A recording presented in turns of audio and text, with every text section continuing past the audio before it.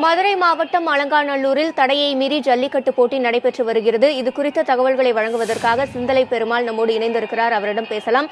சிந்தலை பெருமாள், தற்போது அலங்காநல்லூர்ல என்ன நிலவரம், விரிவா சொல்லுங்க.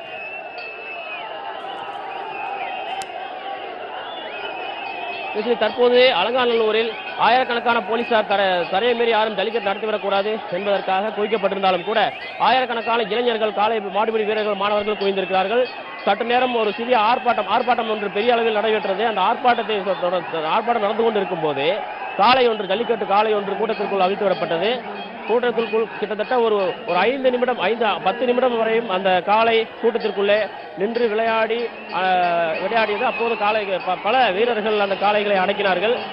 கிட்டத்தட்ட அலங்காநல்லூரில் வாடிவாசல் முன்பு நடந்த இந்த சம்பவம் கிட்டத்தட்ட ஒரு ஜல்லிக்கட்டு நடந்தது போலவே அவர்கள் கொண்டாடுகிறார்கள். அந்த காளை அது விளையாடி விட்டு ஜல்லிக்கட்டு அடக்கிய பின்பு ஒரு மிகப்பெரிய ஒரு மகிழ்ச்சி ஆரவாரத்தை நீங்கள் நேரடியாக பார்த்துக் கொண்டிருக்கிறீர்கள். தொடர்ந்து இன்னும் சில காளைகளை அவிழ்த்திடுவதற்கான ஒரு வாய்ப்பு இருப்பதாக நாம் பார்க்கிறோம். இந்த ஜல்லிக்கட்டு என்பது நிச்சயமாக இவர்கள் தடையை மீறி நடத்துவோம் என்று ஏற்கனவே சொல்லியிருந்தார்கள். விழா குழுவினரும் தடையை மீறி நடத்த மாட்டோம் என்று காவல்துறையிடம் சொல்லியிருந்தாலும் கூட இளைஞர்கள் எழுச்சி, மாணவர்கள் எழுச்சி அதை கட்டுப்படுத்தி விட்டது.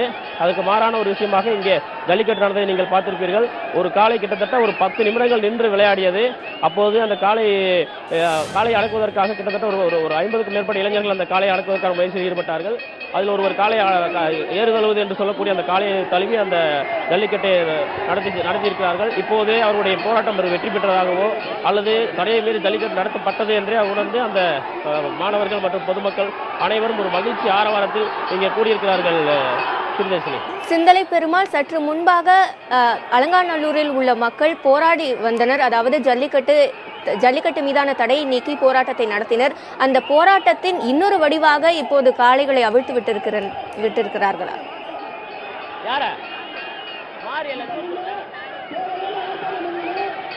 அதாவது போராட்டத்தை பொறுத்தவரை அவர்கள் உச்சநீதிமன்றம் எத்தனையோ வழக்குகளை முன்கூட்டியே விசாரிப்பதற்கு தயாராக இருக்கிறது. ஆனால் எங்களுடைய உணர்வு ரீதியான இந்த விளையாட்டை, சூழல் ரீதியான இந்த விளையாட்டை நிச்சயமாக அவர்கள் விசாரிக்க மறுப்பது ஒரு மிகப்பெரிய வேதனையாக இருக்கிறது என்று காலை முதலே அவர்கள் கூறி வந்தார்கள்.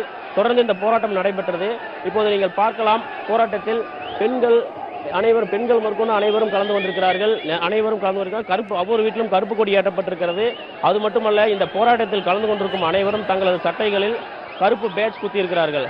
தங்களுக்கு இந்த ஜல்லிக்கட்டு தடைக்கு எதிரான அதுக்கு எதிர்ப்பு தெரிவிப்பது போல அந்த கருப்பு பேட்ச் குத்தி கொண்டு இந்த போராட்டத்தில் கலந்து கொண்டிருக்கிறார்கள். இந்த போராட்டத்தை வதை என்று சொல்ல வேண்டாம். ஏனென்றால் நாங்கள் அனைவரும், பெண்கள் முதற்கொண்டு அனைவரும் அந்த காளைகளை அன்பாக வளர்க்கிறோம். எனவே நிச்சயம் எங்களுக்கு இந்த ஜல்லிக்கட்டுக்கான தடையை நீக்கி எங்களுக்கு இந்த ஜல்லிக்கட்டுக்கு நடத்துவதற்கு அனுமதி அளிப்பதற்கு மத்திய அரசு நடவடிக்கை எடுக்க வேண்டும் என்று சொல்லியிருக்கிறார்கள். தற்போது நீங்கள் பார்க்கலாம், இந்த போராட்ட காலத்தில் அதாவது பெண்கள் முதற்கொண்டு அனைவரும் அந்த போராட்டத்தில் கலந்து கொண்டிருக்கிறார்கள். சிந்தலை பெருமாள், நேற்றும் பாலமேடு பகுதியில் இது போன்ற ஒரு சூழல்தான் நிலவியது. இருப்பினும் இன்றைக்கும் இது திரும்பவும் நடைபெறுகிறது. இது குறித்து காவல்துறையினர் என்ன சொல்றாங்க? இன்னைக்கு கூடுதல் பாதுகாப்பு போட்டிருந்தாங்களா?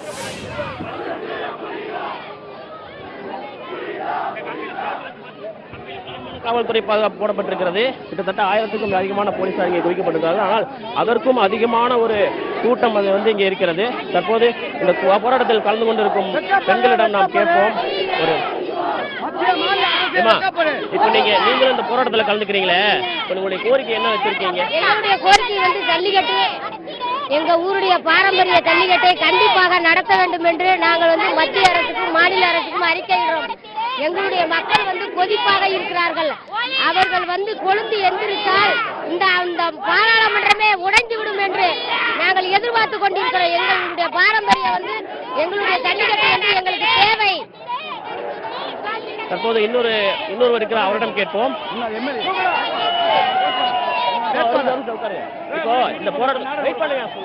இப்போ இந்த போராட்டத்தில் நீங்க கலந்துட்டு இருக்கீங்கல்ல, உங்களுக்கு என்ன மாதிரியான ஒரு உணர்வு இருக்கு? என்ன கோரிக்கை வைக்கிறீங்க? எங்களுக்கு ஜல்லிக்கட்டு நடத்துறதுக்காக தான் இந்த போராட்டம். நாங்க பொம்பளை இருந்தா கூட போராட்டம் பண்ணிக்காத இருப்போம். ஜல்லிக்கட்டு நடத்துறதுக்கு எங்களுக்கு இதுதான் பெருமை. எங்க ஆம்பளையாளுகளுக்கு இதே வீர விளையாட்டு. சரி, இவ்வளவு நாள் நீங்க இந்த அளவுக்கு போராட்டம் பண்ணவே இல்லை. இப்ப காலத்துல குடிச்சிருக்கீங்க.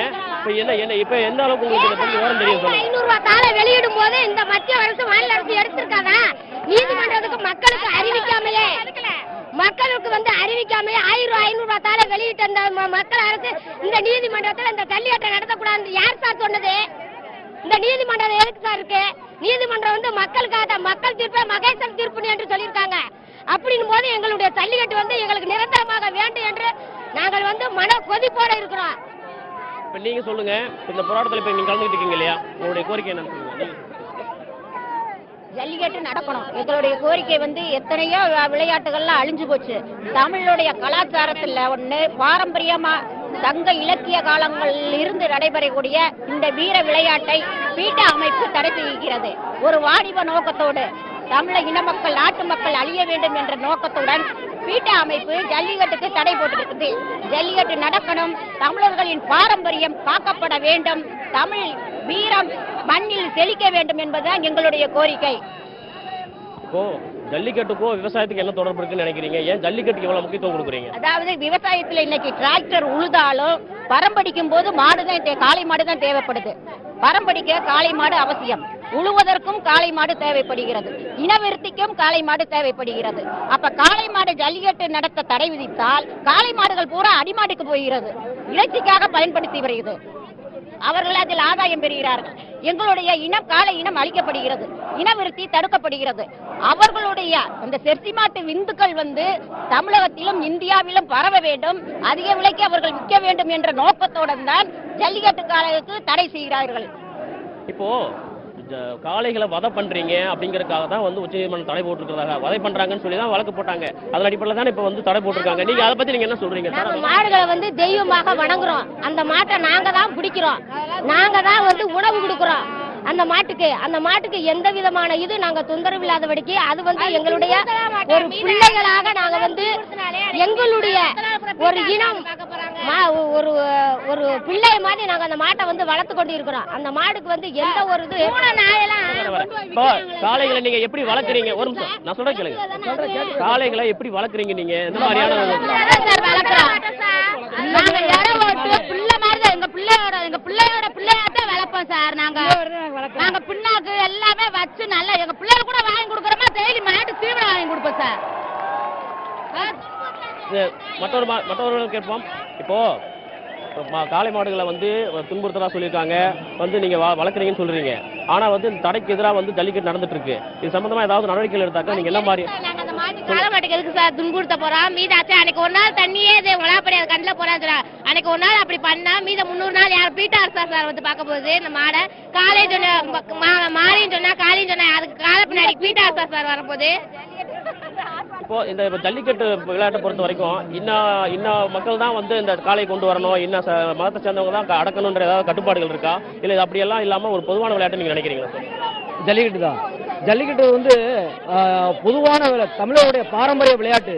இப்ப துன்புறுத்துறாங்க, மாட்டை துன்புறுத்துறாங்க அப்படின்னு எல்லாமே வதந்தியை கிளப்பிடுறாங்க. பீட்டா முதற்கொண்டு பீதியை கிளப்பிடுறாங்க. 365 நாள் அதுல 365 நாள் கட்டி போட்டு வளர்க்குறோம். தாய் ஒரு பிள்ளைய போல வளர்க்குறோம். ஒரு கால்நாள் 6 மணி நேரம் ஒரு ஜல்லிக்கட்டு திருவிழாவை துன்புறுத்திடுவாங்களா? அப்ப 365 நாள் கட்டி போட்டு வளர்த்ததை ஏன் தடை செய்யல? அப்ப 6 மணி நேரம் ஒரு விளையாட்டை தமிழர்களுடைய பாரம்பரிய விளையாட்டை வந்து தடை செய்யறாங்க. ஏன் ஒரு வனவிலங்கு சரணாலயத்தை தடை செய்ய வேண்டியதானே? ஒரு பறவை சரணாலயத்தை தடை செய்ய வேண்டியதானே? பீட்டா நிறுவனத்தில் எத்தனை பேர் கறி சாப்பிடாம இருக்காங்க? கறி சாப்பிட்டு தானே இருக்காங்க. அவங்கள தடை செய்ய வேண்டியதானே? எத்தனை கடைகளை இது பண்றது? எல்லா விதத்தையும் தடை பண்ணணும். தமிழருடைய உணர்வையும் ஒரு பண்பாட்டையும் பாரம்பரியத்தையும் சீண்டி பார்க்க கூடாது. இப்போ ஜல்லிக்கட்டுன்றது வந்து தனியா காளையை அவுத்து விடுறதா நம்ம பார்த்துருப்போம். ஆனா இப்ப வந்து இந்த வடம் ஜல்லிக்கட்டுன்னு சொல்ற மாதிரி கயிறு கட்டி தானே விட்டாங்க. இப்ப அது சும்மா ஒரு பேருக்கு விடுற மாதிரி நம்ம நினைக்கலாமா? இது எப்படி நீங்க? இந்த என்னன்னா, அதாவது அது வந்து பேரு எருது கட்டுவாங்க. அதாவது கோவில் திருவிழா, ஒவ்வொரு தமிழருடைய கோவில் திருவிழாக்களை வந்து எருது கட்டா செய்வாங்க. எருது கட்டு வந்து ஒரு மாட்டுக்கு ஒரு பாதுகாப்பு, ஒரு உற்சாகத்துக்கு குடிக்கக்கூடியது.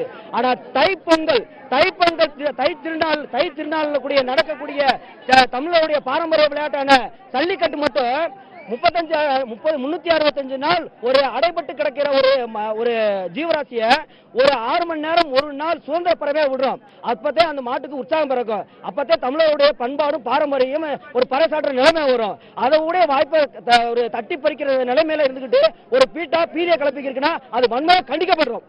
நம்ம இப்ப நீங்க சொல்லுங்க, இப்போ இந்த ஜல்லிக்கட்டு விளையாட்டுன்றது மதம் சாதியை கடந்ததுன்னு சொல்றாங்களே, அது உண்மைதானா? நீங்க சொல்லுங்க. அதற்காக சார் ஜாதி மதம்ன்றதே இதுக்கு கிடையாது சார். நாங்கள் எல்லோரும் ஒரே இனத்து பிள்ளைகளால் தான் அந்த இடத்துல நாங்க ஜல்லிக்கட்டு நடத்துறோம். ஜாதி மதம்ன்றதே இதுக்கு வந்து கிடையாது. எல்லோரும் உணர்வாகத்தான் நாங்கள் அந்த இடத்துல வந்து ஜல்லிக்கட்டு நடத்துறோம். ஜாதி மதமே கிடையாது இதுக்கு வந்து. நீங்க சொல்லுங்க.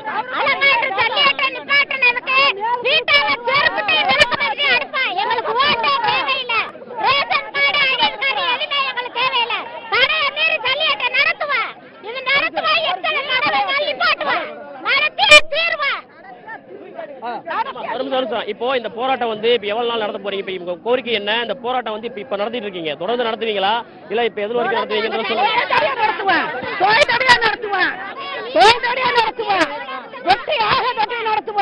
வீர விளையாட்டு 12 மாசமா உழைச்ச உழைப்புக்கு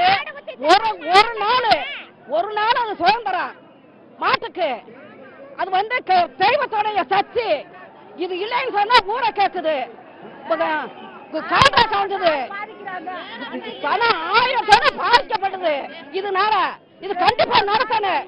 கவர்மெண்டா தேவையில்லையா, நடத்த சேரணும்யா, கேவலத்தை நடத்துவோம்யா. எவ்வளவுதான் எவ்வளவுதான் நீங்க சொன்னாலும் நீதிமன்றத்துல தடை இருக்குது. அப்ப அந்த நீதிமன்றத்துக்கு நம்ம ஒத்துழைப்பு கொடுக்கணும்ல. நீதிமன்ற தடையை மீறி நம்ம பண்ண அது சட்டத்துக்கு புறம்பாயிரும்ல. அது பத்தி விளையாட்டு, இது வீர விளையாட்டு. உயிர்க்க உத்தரவாதம் தேவையில்லை, உயிர்க்க உத்தரவாதம் தேவையில்லை. வீர விளையாட்டு, வீரத்தினால சாகுறனால எங்களுக்கு ரொம்ப சந்தோஷம்யா. வீரத்தினால சாகுறனால எங்களுக்கு ரொம்ப சந்தோஷம். தொடர்ந்து போராட்டம் நடத்துவோம்னு சொல்றாங்க, நீங்க என்ன சொல்லுவாங்க? நாங்க தொடர்ந்து நடத்துவோம். ஜல்லிக்கட்டு நடத்துற வரைக்கும் நடத்துவோம். நாங்க வீட்டுல வந்து நாங்க பொங்க வைக்கல, கோலம் போடல, வெள்ளை அடிக்கல. நாங்க சுத்தத்துல இருக்கோம். எங்க சுத்தத்தை எங்களுக்கு கோட்டு தேவையில்லை. நாங்க எல்லாரும் போய் கோர்ட்ல நாங்க செய்வோம். எங்க ஊரே சேர்ந்து நாங்க போவோம், 18 பட்டி போவோம். ஜல்லிக்கட்டு நடக்கிற வரைக்கும் நாங்க செய்வோம். ஜல்லிக்கட்டு நடக்கிற வரைக்கும் நாங்க தொடர்ந்து போராட்டம் பண்ணுவோம். எங்களுக்கு ஜல்லிக்கட்டு தேவை. எங்களுக்கு அகமானமா இருக்கு, அலங்கான்ற வாழ அகமானமா இருக்கு. நாங்க ஜல்லிக்கட்டு நடத்தியே தீர்வோம். எங்களுக்கு கோர்ட்டு தேவையில்லை, எங்களுக்கு நீதிமன்றம் தேவையில்லை. நீதிமன்றம் ஆலோசிச்சு பணத்தை வச்சுட்டாங்க. நீதிமன்றம் எங்களுக்கு தேவையில்லை, கோர்ட்டு தேவையில்லை. நீதிமன்றத்துக்கு தான் போவோம். நாங்க போய் நாங்க போராடுவோம். ஜல்லிக்கட்டு நடக்கிற வரைக்கும் நாங்க போராடுவோம். எங்களுக்கு அகமானமா இருக்கு. இந்த ஊருக்குள்ள நடத்துவோம். நாங்க ஜல்லிக்கட்டை எத்தனை பேர் இருந்தாலும் நடத்தி தீர்வோம், நடத்தி தீர்வோம். தற்போது இந்த நீங்கள் கேட்டிருப்பீர்கள், ஜல்லிக்கட்டு நடைபெறாததால் நாங்கள் இங்கே வாழ்வதற்கே அவமானமாக இருக்கிறது என்று தெரிவித்திருக்கிறார்கள். இன்னும் மற்றவர்களிடம் கேட்போம். நீங்க சொல்லுங்க. எங்களுக்கு ஜல்லிக்கட்டு யாராவது ஒருத்தர் மட்டும் பேசுங்க. இப்போ பேசுங்க. இப்ப வந்து ஜல்லிக்கட்டு நடக்கும், ஒரு மாடு விட்டா ஒரு மாடு பொறுங்க, அனுமதி கிடைக்கலைன்னா நீங்க என்ன பண்ணுவீங்க? என்ன பண்ணுவீங்க? ஓட்டு போட மாட்டோம். காவல் தேவையில்லை, ஐடி கார்டு தேவையில்லை, நீதிமன்றம் தேவையில்லை, போலீஸ் தேவையில்லை. எங்களுக்கு ஜல்லிக்கட்டு நடக்காது, எங்களுக்கு தேவையில்லை. நாங்க நடந்துக்கிட்டே இருப்போம். நாங்க என்ன செய்யறோமோ நடந்துக்கிட்டே இருப்போம். எங்களுக்கு நீதிமன்றம் தேவையில்லை, ஓட்டு தேவையில்லை. பிரியதர்ஷினி கேட்டிருப்பீர்கள், தற்போது ஜல்லிக்கட்டுக்காக நாங்கள் உயிரை விடவும் தயாராக இருக்கிறோம். எந்த சட்டம் வந்தாலும் அதை அந்த என்ன நடவடிக்கை எடுத்தாலும் அதை ஏற்றுக்கொள்ள தயாராக இருக்கிறோம். இது எங்களுக்கு ஒரு முக்கியமான ஒரு விளையாட்டு, இது எங்களுடைய வாழ்வியல் சார்ந்தது என்கிறார்கள். தொடர்ந்து இந்த ஜல்லிக்கட்டு நடக்காததால் அலங்காநல்லூரில் நாங்கள் குடியிருப்பதற்கே அவமானமாக இருக்கிறது என்று பெண்களே நேரடியாக களத்தில் இறங்கி போராடுகிறார்கள். அவர்கள் பதிவு செய்த கருத்துக்களை நீங்கள் பார்த்துக்கலாம்.